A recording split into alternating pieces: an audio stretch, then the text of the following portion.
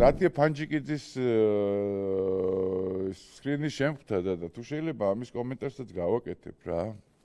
ადამიანებს მეგობრების პლაკატი ჩამოახიეს თავზე. ჯერ ესეთი ქალბატონო ნათია ეს არ იყო მეგობრების პლაკატი უნდა დაიკიდოს სახლში.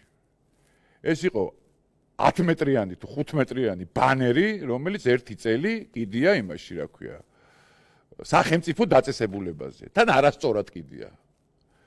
ბანერს და პლაკატს შორის ძალიან დიდი განსხვავებაა რა. ჯერ ეს ერთი და მეორე ერთი წელი გავიდა. აქამდე 9 ჯერ გამოუშვებდით, კიდე ერთხელ ვიმეორებ, ამ თუ უდანაშაულებები არიან და სინდისის პატიმრები არიან. უჩივლეთ და გეჩივლათ აქამდე რა, სტრასბურგში და 9 ჯერ გამოუშვებდნენ რა. რამდენჯერ უნდა ვიმეორო ეს ერთი და იგივე რაღაცა რა, თქვენი სინდისის და უსინდისოების პატიმრები თუ რაც არიან რა. რო გამოდიხარდა იქ რევოლუციონერობას რო თამაშობთ და და კლარაც ეთკინები რო ხართ სულ ყველანი ხო? წინა გადაცემაში ვახსენე ერთ-ერთი მათგანი რა.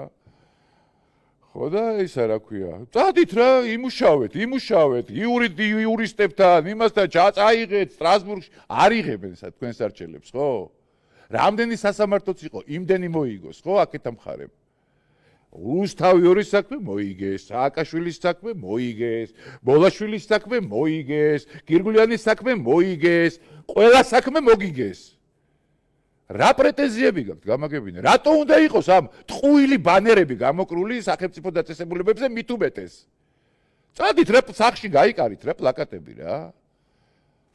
ამათ გონიათ რა სოლიდარობას რატო არ უწევდით სულხან მოლაშვილს?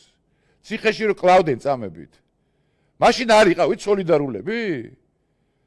თუ ეხა ის ანდრო ჭიჭინაძე და ის ბიჭები რო სასათბურე პირობებში რო ზიან და თვითონ რო არ გამოდიან ციხიდან რო არ უნდა თავის დანაშაული აღიარონ, ეგ არის მაგათანა ხართ სოლიდარულები, ხო? არავინ არ გიგრძელავთ, იყავით, მაგრამ მართლები არა ხართ. მართლები. მიდით გააკეთეთ სტრასბურგის სასამართლო და დაგვიმტკიცეთ რომ მართლები ხართ და გამოუშვით.